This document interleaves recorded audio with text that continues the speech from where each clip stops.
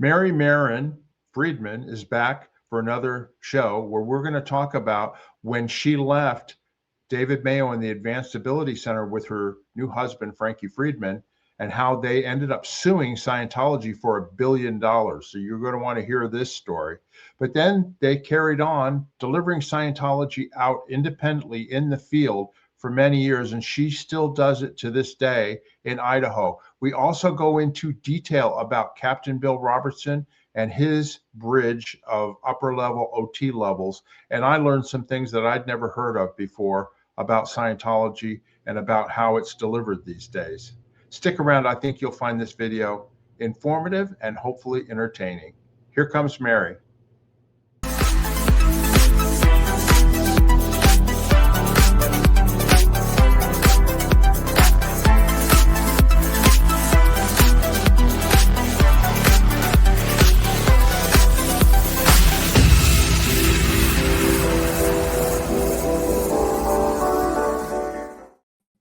Welcome everybody to our channel, Scientology, Peeling the Onion. My name is Mark Fisher, and of course I'm here with my co-host, Janis, Gillham, Grady. G'day, Janis. How's it going?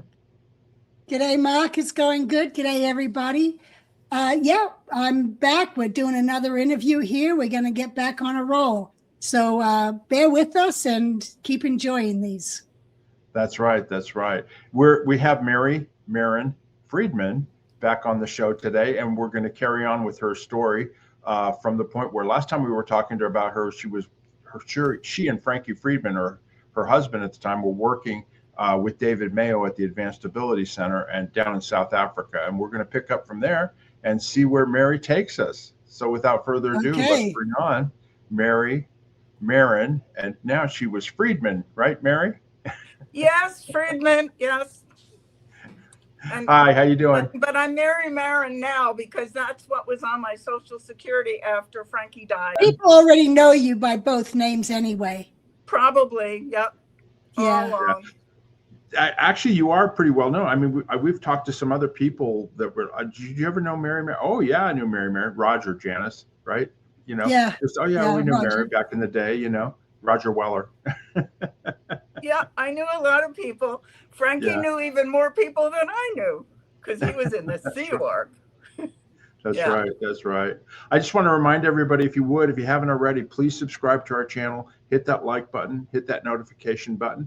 It helps us get the shows out to more people. Anyway, Mary, let's pick up, Mary, where you were at last time, where you just gotten back from South Africa and you couldn't bring the money out of the country, and David Mayo wasn't too happy about that or didn't understand it. And why don't you carry on from there? Yeah, he sent Harvey Haber down to South Africa to investigate why we couldn't get the money. And he found out that it was true that we were not able to leave South Africa with the rands that those people paid us with. And so we went back to California, to Santa Barbara, and we were, back with David. But he was not a happy camper. He was not happy that he, sent us down to South Africa to deliver services to all these people. And then Frankie and I set up another Advanced Ability Center down there, and we trained people and did a whole bunch of stuff. And we had a huge exodus that came out from the church down there into our new org. But it didn't seem to matter. David was not happy that we did not come back the way, with all the money that, he did invest a lot of money into that. But of course, we made a lot while we were there. Yeah, so, I was going to ask, you must have made money that would have supported what you were doing down there, right? Exactly. You could spend it down there. You just couldn't bring it out of the country, which was not unusual just for Scientology. Was there anybody? You couldn't take money out of South Africa. Because Scientology had that same problem with all the South African money having to stay there. They couldn't get it out either. Exactly. That's what their policy was. And probably it's still the same. Yeah. But you can get Krugerrands. You can get gold Krugerrands. And we did get some, and we did send them back with Harvey. And they did a whole body search on him at the airport. and found the Krugerrand? No, they did not. No? They did not, because it was in his luggage hidden somewhere. And they thought, well, they were more used to people hiding it on their person somewhere, on or in. Right. I don't know. But anyway, he did bring them back to David. He did, but it didn't matter. Yeah. So anyway, we went back there and it wasn't quite the same. You know, we ended up just not really feeling completely happy with the way things were going. There wasn't anything really that happened. It was just a general sort of ending of a cycle. And so we decided to go down to California, down to Southern California again, to LA, and we opened up our own practice in LA. Mary, let me ask you first before we leave the Advanced Ability Center. Did you all feel Scientology's infiltration at all? Because they had spies, they had people that were planted in there. Were there disruptive things happening that made it uncomfortable? A lot of disruptive things happened. Yes, they brought in, I think the last interview I was telling you about that, actually. I remember my friends were showing up at the AAC and they were spies. Because remember, you had to define plant. Yeah. That's what. No, I understand. I just was wondering. I mean, we know now, but I just was wondering, since you and Frankie said you didn't feel right coming back from South Africa, I was just wondering if, when you came back, was there even more disruption? You know, from who knows where? You know what I mean? Yeah, there was a lawsuit. There was a big lawsuit and they were being sued by the church, and there were detectives there that moved in upstairs in the same building, and they were spying on us. So that was one thing. Well, and they weren't just spying on you guys. They were there stirring the pot, trying to create conflict between all the different people that were there. I don't know. I don't remember any conflicts being created by third parties from the church. As far as they hired a private detective agency, and they don't have third partying as part of their system. I mean, they just sort of collect information. Yeah, no, Mary, it wasn't just PIs. It was ex-Scientologists or Scientologists doing a men's project to get back in good standing, like Bob Midoff and his wife, Cynthia. Oh, yeah. I remember that. You're right. You are right. Bob Midoff he snuggled up to Frankie and me. He came to visit us even after we left the AAC. He came to visit us down in LA. Yes, he was pretending to be a friend, and he was not. Exactly. Yes, and there was a few of those. It wasn't just him and Cynthia. Yeah, and we liked them. They were really good guys. I mean, we were very disappointed that they weren't for real. Yeah, we had that happen to us here too. We know the feeling. Yeah, we had that happen here for us. There were others that came into the AAC, but I was the skull watcher, so I would sit them down in front of the meter and bust them. Most of them, I busted them. Yeah. So that was true. That did happen, but it didn't really stop us from delivering services. The biggest thing that stopped us from delivering services was the lawsuit from the church. Right. Because it was taking a lot of money, or were they actually getting court orders that were stopping you, or was no? They didn't get court orders to stop us, but it was a lot of money. Yeah. And Sarge Gerbode was helping to support David Mayo's court expenses, and it was a lot of distraction and harassment in that sense. Well, also, I know from when I was in Scientology as an executive there, what I was told at the time on one of the reasons that the Scientology had a win was David had worked as an employee of Scientology with Hubbard in developing the Knots materials. So while David was trying to claim he did most of it, because he was an employee, it doesn't belong to him. It belongs to the company. So that was going to be a stop on doing Knots delivery, is because the material belonged to Scientology. Well, that was the copyright thing. They were using that for quite a long time, but it didn't last. They finally couldn't use that anymore. Right. Everybody's using everything. Everybody, believe me, everybody's using everything. Right. Oh, I know. You're right, Mary. You're right, Mary. But literally in 1983 or whenever it was, 84, whenever it was, that the AAC stuff was going on, Scientology, RTC, Religious Technology Center, they thought, we got the hammer, we've got the trademarks and copyrights, and we could take them to court and put them in jail. I mean, they used to talk about that all the time, you know. They said that. And it was not true. They said it wasn't true, and everybody was using everything back then too. Yeah, yeah.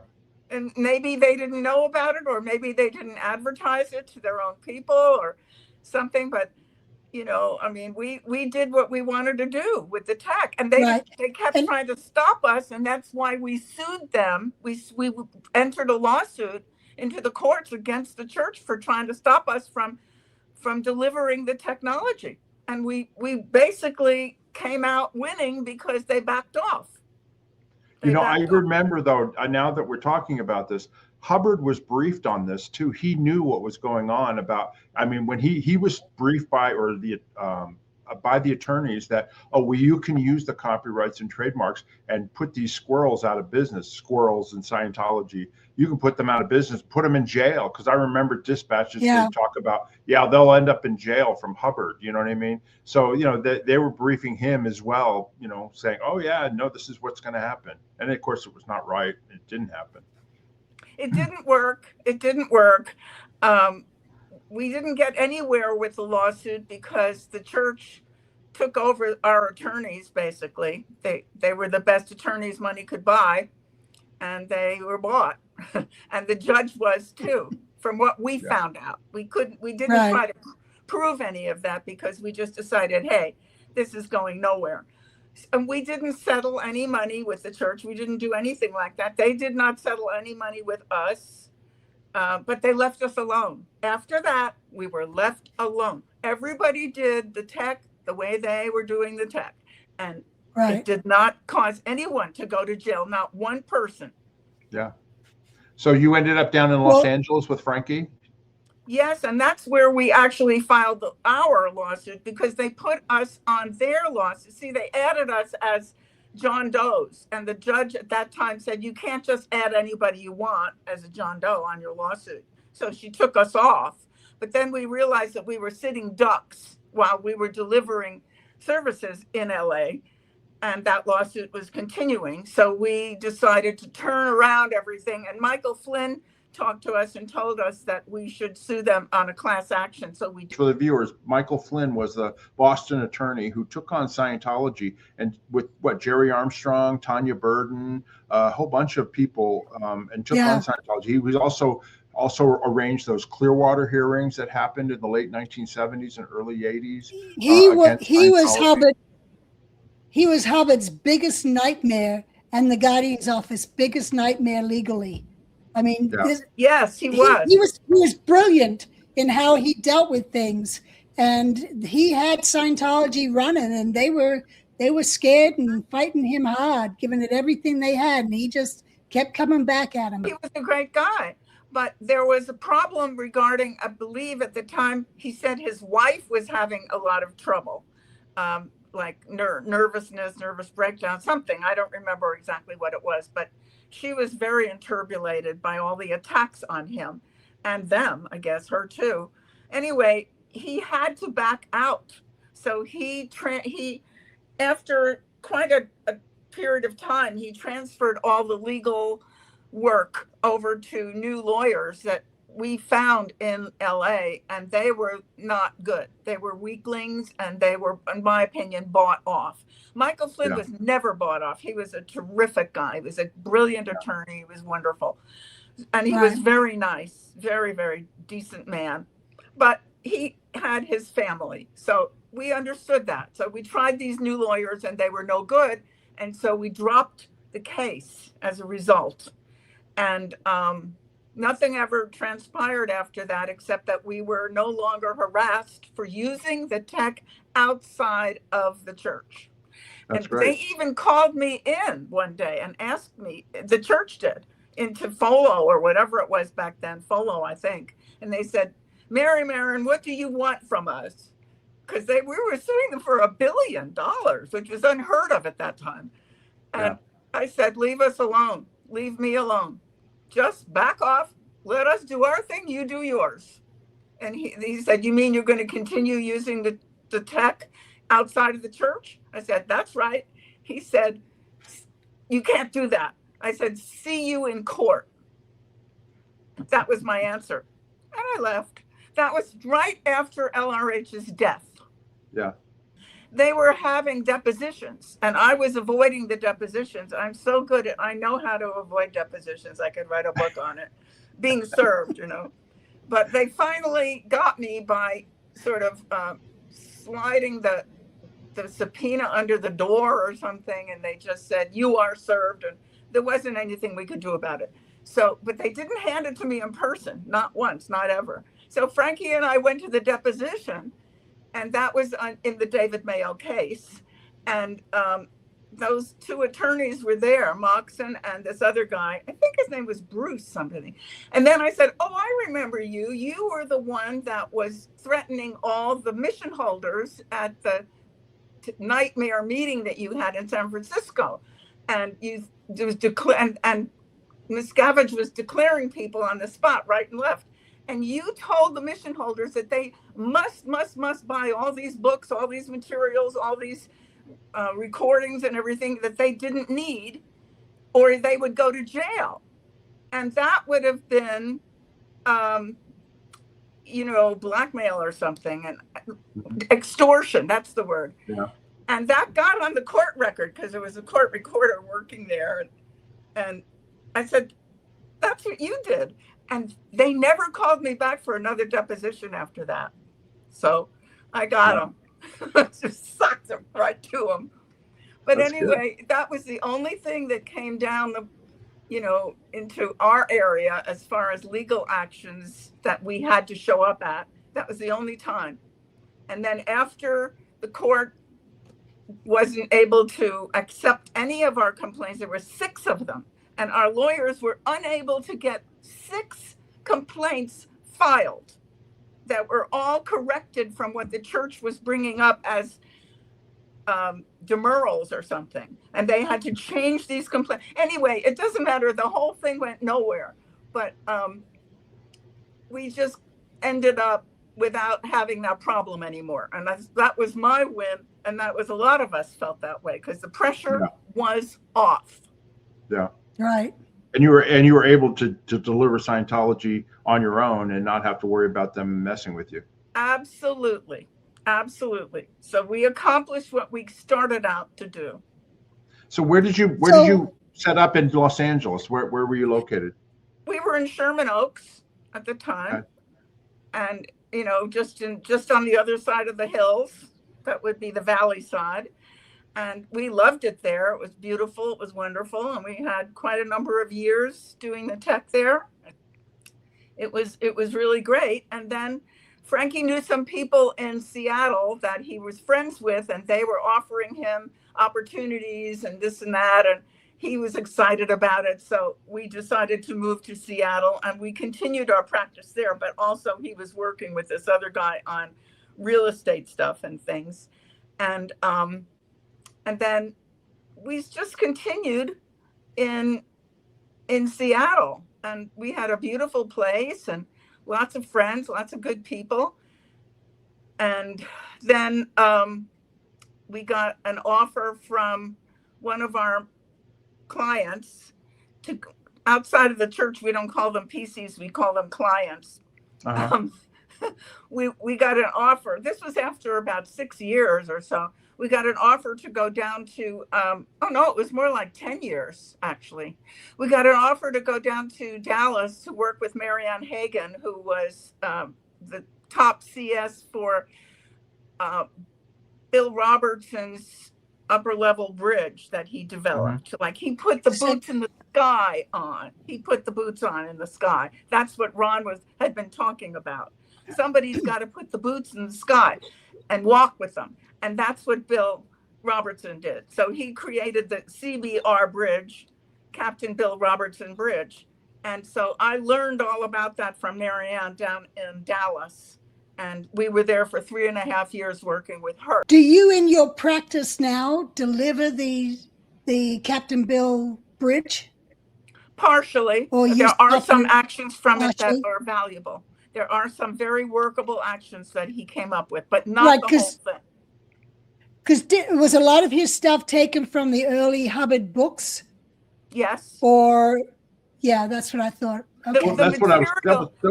That was the one of my material- questions. I was going to say, what was Captain Bill? What was he researching, or what was he doing? Yeah, he used a lot of what LRH talked about on the early tapes and the early research that he did, and he expanded on it, and he created processes with it, applications of that tech, and also later stuff that LRH came up with on the upper levels, knots type stuff, OT3 and knots. He expanded on that as well and developed some very good procedures that are effective. So I got a lot out of that. I did quite well with a lot of the things that he put together. I went all the way up to OT15, OT16. That's what it was called. And I hit a point where I felt that I had reestablished my original viewpoint as a being. I went all the way back to the basic me, and nothing could take that away from me ever, ever, ever. I had completely restored my most basic beingness as a result Right. of doing that work. So I think, it's worth people, if they want to go into it, it can be very helpful. I also think that some of the LRH materials went a little bit over the top with solo knots. I think I've talked about that before. I do not CS solo knots on anyone. I do not think that it's the best, but most everything I do, most of it, 90%, 95% of what I do, maybe more, is LRH. And he is my favorite, even above Captain Bill. Now, when you were delivering Captain Bill's bridge or whatever, would they use an e-meter? Or was it the same type of delivery as Scientology services with an e-meter and an auditor and all that type of thing? Or was it solo auditing?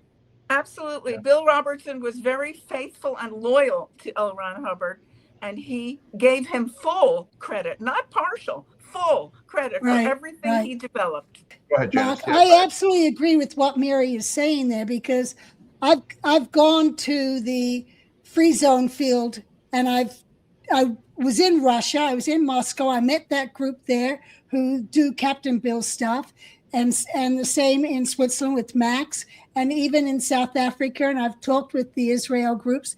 All those Ronzorg groups, they're Ronzorgs because they do the Scientology, plus they do Captain Bill's bridge, and they're all very, very complimentary of what Captain Bill has accomplished, and very proud of it. Yes.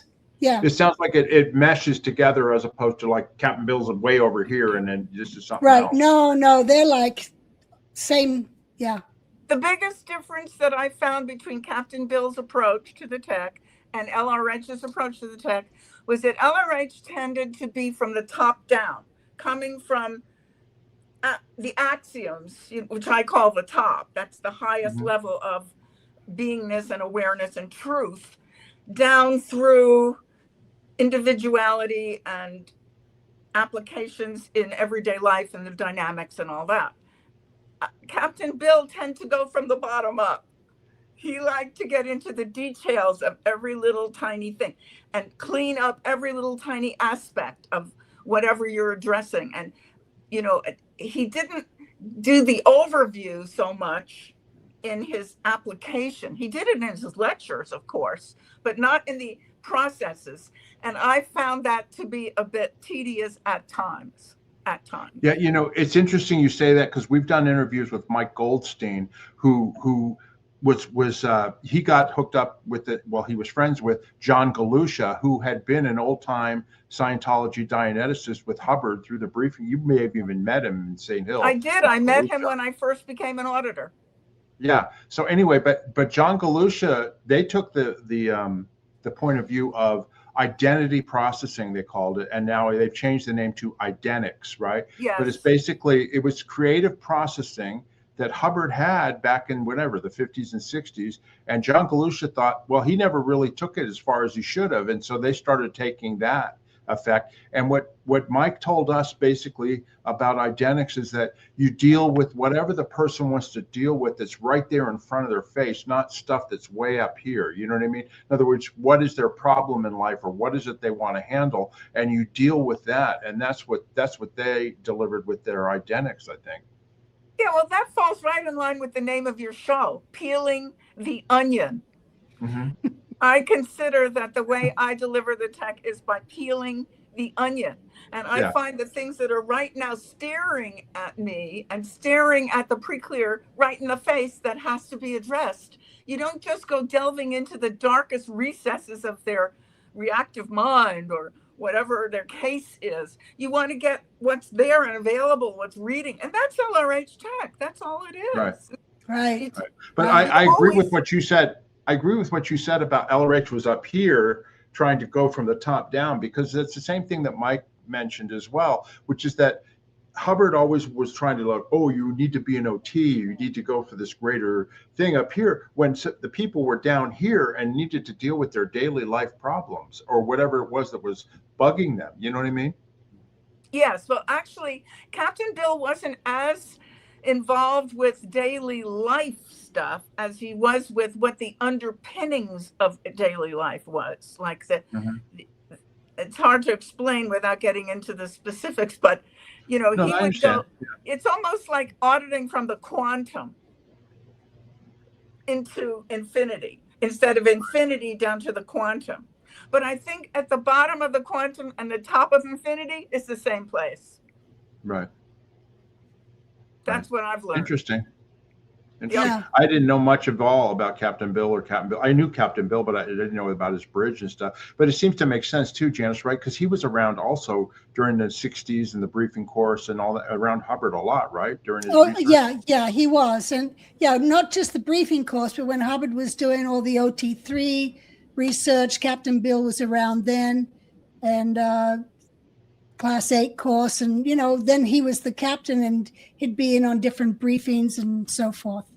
Yeah. Well, what I understood was that Captain Bill was the most trusted of all Sea Org members to LRH. The most trusted. Now maybe that's what Bill said. I don't know. Janis, you know what? Hubbard could give Captain Bill things and he would get them done, and he was a leader. But he had issues, and Hubbard used to say he would be great with Division 6 because he could go into an area that didn't exist and he could make something out of it. But he could build, but he could not maintain. And that was Hubbard's view of Captain Bill. But he knew if he told Captain Bill to do things, those things would get done. But there is a story where Captain Bill was married to Joan Robertson. Yes. Joan used to be married to Bob Thomas. Joan Thomas. That's right. Joan was the Commodore's staff aide for Division 5 for qualifications.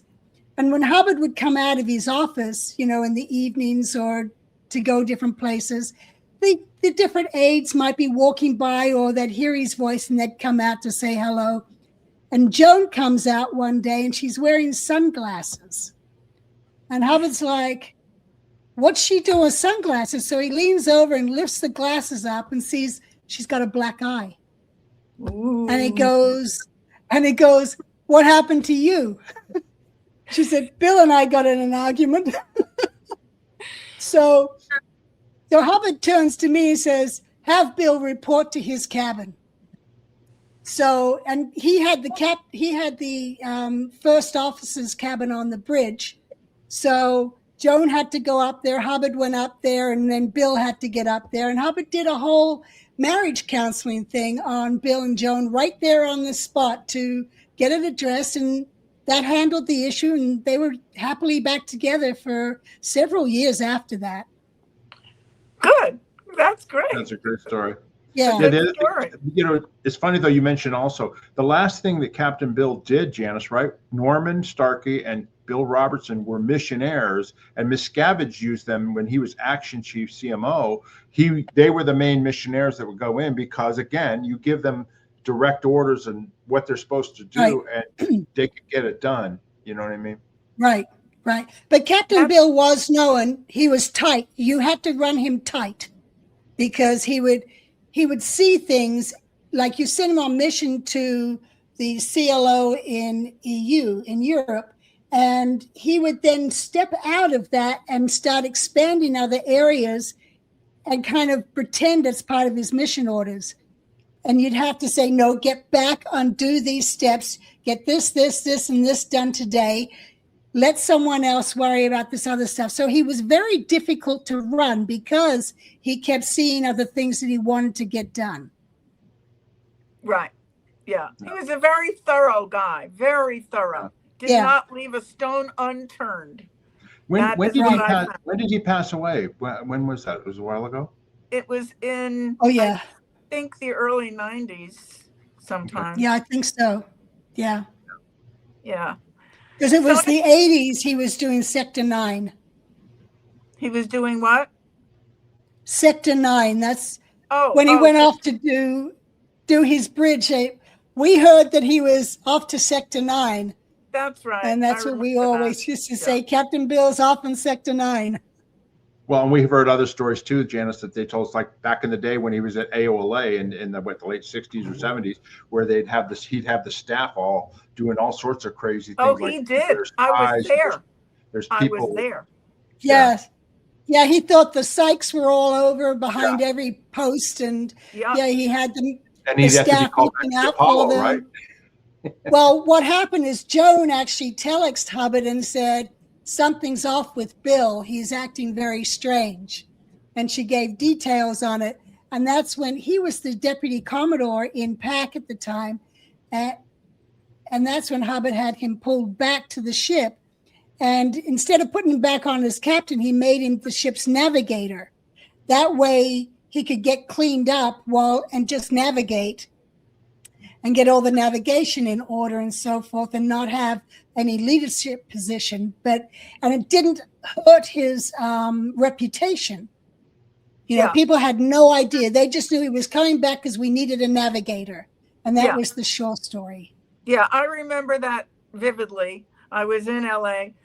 Artie Maren was the DG PRUS. He was involved in extricating Bill, I believe. The GO was not happy with Bill at all because of all his shenanigans with having special events down with psychiatric death camps, things like that, which he was advertising around town. And it was quite a strange experience. And they thought he was a little bit cuckoo. I didn't think so. And the way he ran AOLA was really wonderful. Frankie was CSing for AOLA at the time, and Joan was there and Bill, and they were doing a great job for AOLA. But there was these extracurricular activities that were very strange. Right. Yeah. Yep.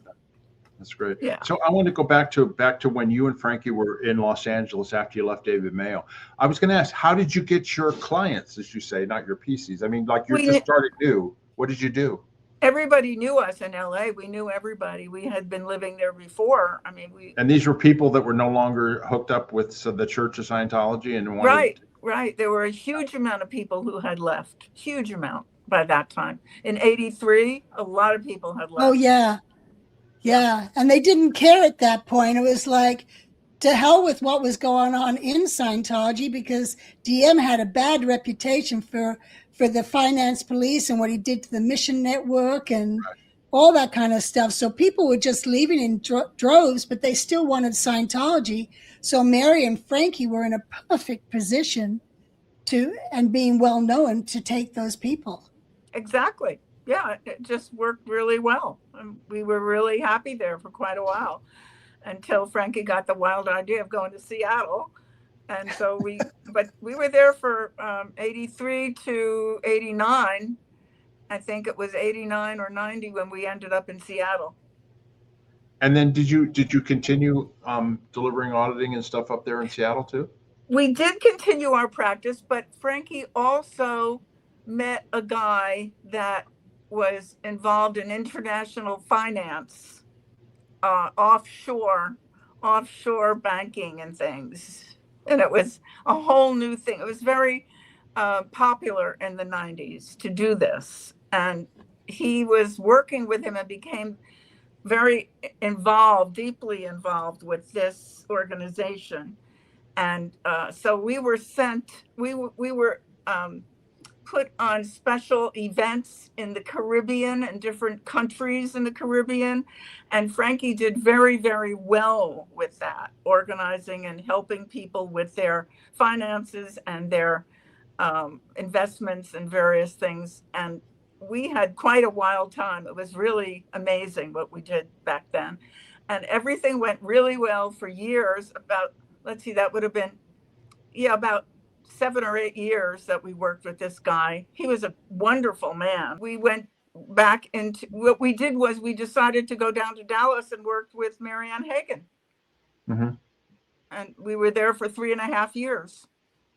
And same thing, delivering Scientology and Captain Bill's Bridge and all that. Well, that's when we first started. That's when it all started, was when we ended up down in Dallas. That's how we learned about CBR and that tech, and we learned it. And then we ended up we left Dallas in around 2006, and we came to Coeur d'Alene, Idaho, and I'm still here. We stayed here. Right. Like when you went to Dallas and all of a sudden you've got this Captain Bill's tech or whatever the processes and stuff.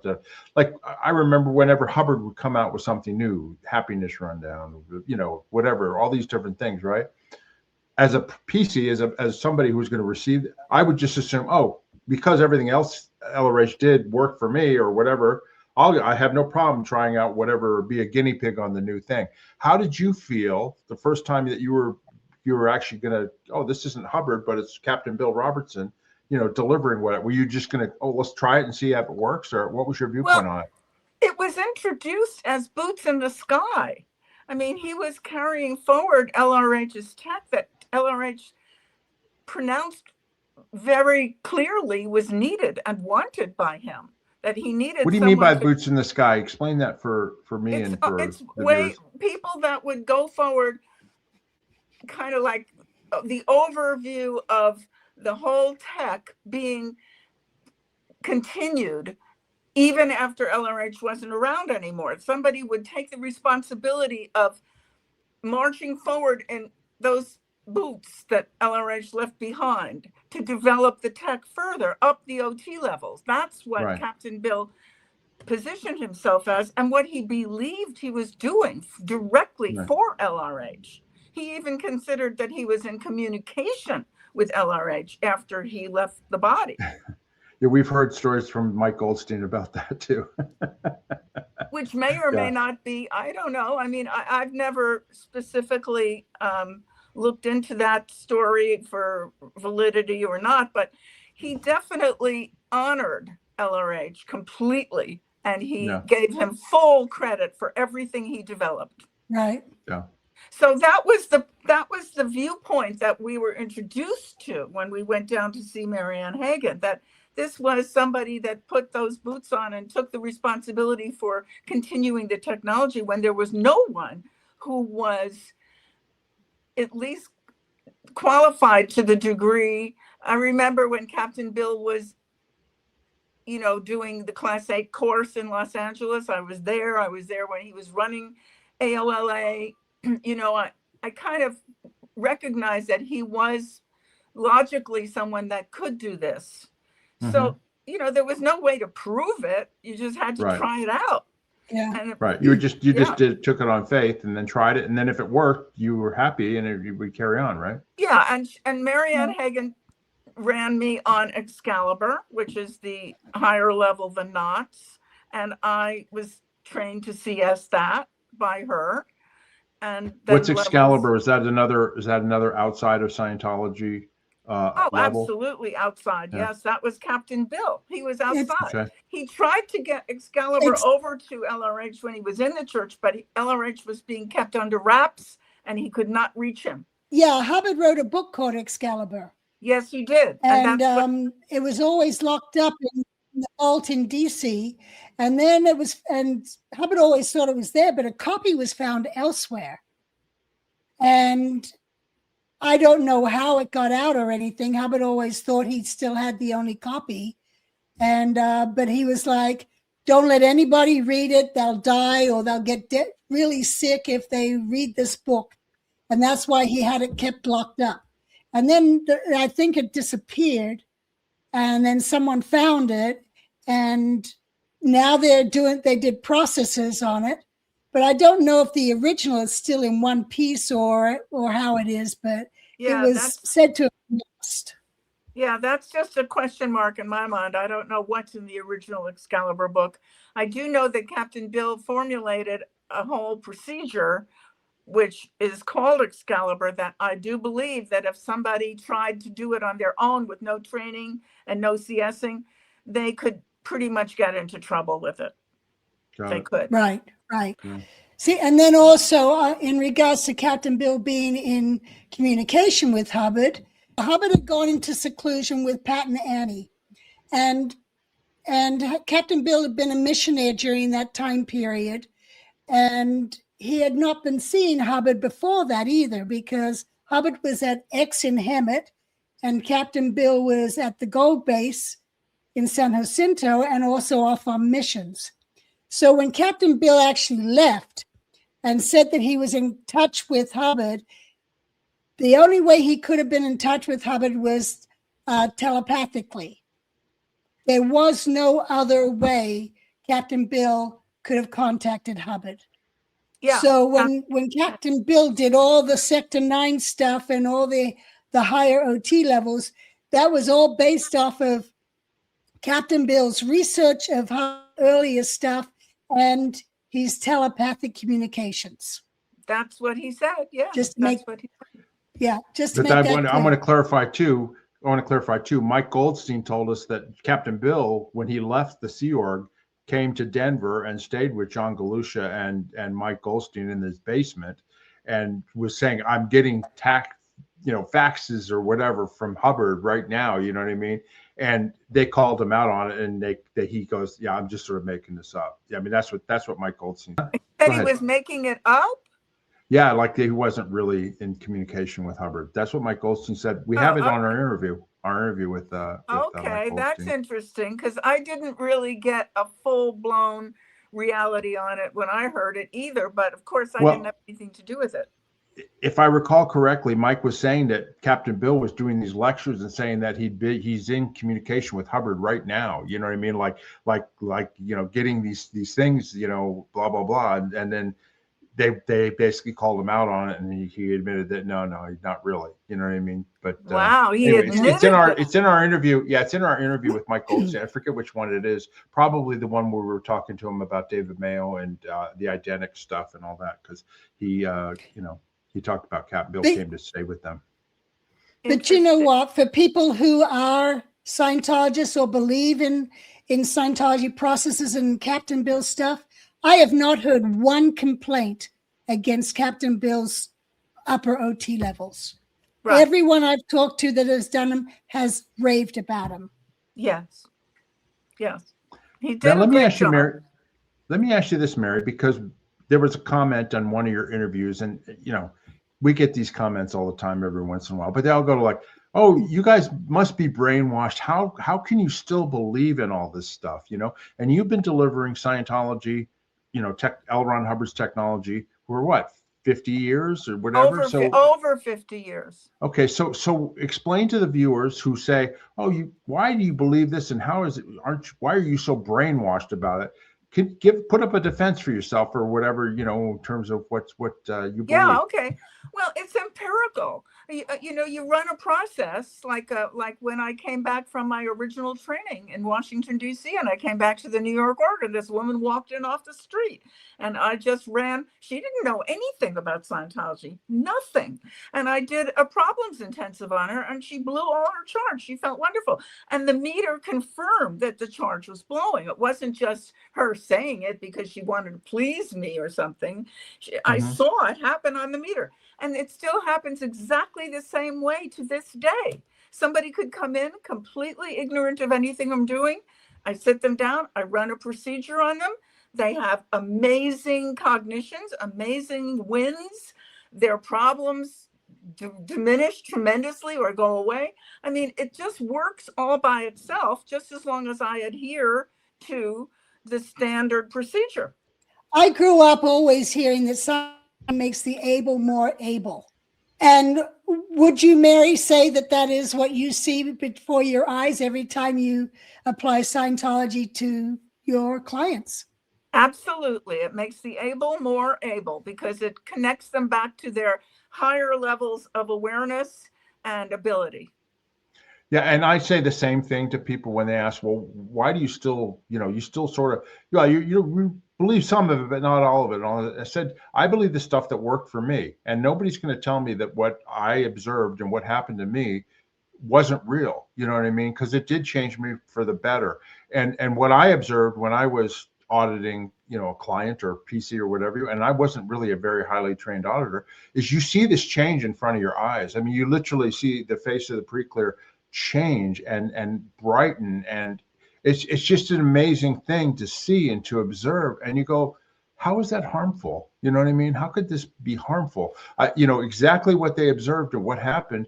It's not a harmful thing. Now I will admit, though, sec checking and the stuff we've talked about before, where it's used to basically accuse people of things, that can be harmful. But it's like anything. I mean, a drug or a medication can be harmful if it's not used properly.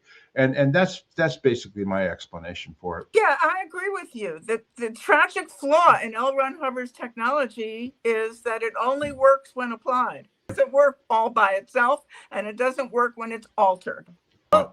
There are times when it's important to put ethics in on a situation. You might want to take some charge off of it. You might want to do some kind of, procedure to lighten it up for the person and let them talk it out. But then they very necessarily need some ethics if it's an ongoing situation where there are continuous harmful acts occurring in present time. Give an example without using real people, or like an example of something that you would consider would be an ethics situation that had to be handled. You could just be a general, you can make it up, whatever it is. Well, somebody that's getting beaten up all the time at home and they have to change environments. They can't stay there and get case gain. They just can't do it. Or somebody that's being continuously invalidated and made nothing of. And no matter what they achieve in session, they go out of session and they get clobbered just because they're someone they look up to or respect or has been a winning valence or a winning personality in their life, has enough power to make nothing of what they have been accomplishing. So you can't continue delivering services in that kind of when that kind of environment is around that person. Right, because that situation is basically greater than the gains that they're getting in their counseling, because they go back into that danger. It's like a dangerous situation. Yes, it is. And also there's people who just get drunk on the weekends. Every weekend they get drunk and they get in trouble or they get arrested or they have, crazy things happening that they are actually creating. And I can't help them. I can't help you if you continue this behavior. You're going to have to do something about it. I cannot give you a stable result. I can give you temporary results and you'll feel good, but it won't last. Now you're in Coeur d'Alene in Idaho and you've been delivering Scientology. How do you get your clients nowadays? Is it word of mouth, or what do you do to get your clients? Yeah, referrals. And I do it online with the theta meter. The theta meter is a wonderful device. It's the best thing I've ever come across, even for regular sessions, one-on-one on the theta meter with the person sitting in the room. The meter is infallible. It's fabulous. What's a theta meter? I don't know what is that? You never heard of a theta meter? No. Oh my God, it's an online meter. I think LRH would have been thrilled with a theta meter. You can audit anybody anywhere in the world on a theta meter, but they have to have their end of it. They have to have one also. Have you? But how do they do they hook up to their laptop or something, or what? You what just hold the can and you plug it into the computer, and your computer becomes an e-meter. Okay. It's beautiful. Yeah. So you audit people, so then you can deliver auditing to anybody, like they don't have to physically be in your presence. No. They can be other places. Oh, I didn't know that. And I have clients in South Africa. I have clients across the country from here. I have clients in other countries that I've worked with. It's Canada. I've worked with people in Canada. It's just been a thrilling experience that I don't have to have them get on an airplane, come here, pay for a hotel, that whole thing. We can just connect up on the meter. So it's just an app on the computer. It's just an app. I had no idea. I'm sorry. This is news to me. I didn't know that's because it was developed in the free zone. And one of the Ronzol people, I think it was Russia. The head guy there, Mikhail, he came up with it, and I've heard people are using it in the whole free zone, but Scientology has not caught up with that technology. No, because they want the people to spend $5,000 to buy one of their e-meters or whatever they make that have all these transistors and stuff in it, rather than using the computer digital age. Exactly. This is beautiful. I'm very happy with it. That's wild. I had no idea. I mean, this is news to me. Anyway, great. That answers my question on that. Yeah, you can audit people remotely. That's the benefit of it. That's the beauty of it. Yes. Yeah, that's great. Okay, well, Mary, this has been another fascinating show. I mean, I've learned a lot of things, like about the theta meter, but also interesting stuff about Captain Bill's bridge. I didn't know anything about that really either. You know, it's funny too, because after when you're in Scientology, anything outside of Scientology is squirrel. You know what I mean? So that kind of stays in your viewpoint. When I left Scientology, they're like, I don't know if I want to get involved with that, because it's squirrel. You know what I mean? It's like still kept in my head, you know what I'm saying? But it's interesting to learn this different stuff, like when we talked to Mike Goldstein about his identics, and now the Captain Bill Bridge and stuff like that. So anyway, Janis's son John, this is John Grady here. This is from a few years ago, right, Janis? Why don't you explain to them why I'm showing this? Well, my son wrote a book. He's a third generation nutritionist, and he wrote a book called Foundations. And it's all about nutrition and how the body works, and how the vitamins and the different nutrition and how you take care of yourself. It's all in there. It's like 500 pages, but it's thorough. It's a thick book. I told Janis, I said, it's thicker than DMS, than Dynamics, the Modern Science of Mental Health. We're going to have him on the show, and we'll talk about his book and everything. But meanwhile, if anyone's interested in health and the basics and that type of thing, you can find it on Amazon under Foundations, John M. Grady. Yeah. Yeah, the modern science, the modern science of physical health. That's right. Anyway, I'm sure John would appreciate anybody who's interested in nutrition to order the book. And like she said, you can order that from Amazon.com. And it's brand new. It just came out. So, a lot of people have already ordered it. I have my copy here. So very interesting. Yes, I would love to see that. Like, probably get that book if I can. Yes. Also, the other thing we wanted to mention is please subscribe to our channel. Hit that like button, hit that notification button. It helps to get the message out to other people there. If you've got any questions or comments, please go down into the comment section down below. If you have any questions for Mary or comments, please put them down there. We appreciate the feedback.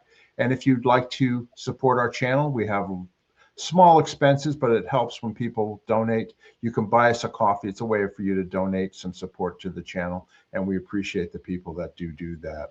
Okay, great. Mary or Janis, have you guys got anything else you'd like to say before we end here? It's always fun to talk with you guys. Thank you so much. Yeah, I enjoy having you on the show too. Thank you. Okay, Yeah, it's we'll really see you interesting. next time. See you next time. Okay, bye-bye, everybody. Okay, Bye-bye. bye.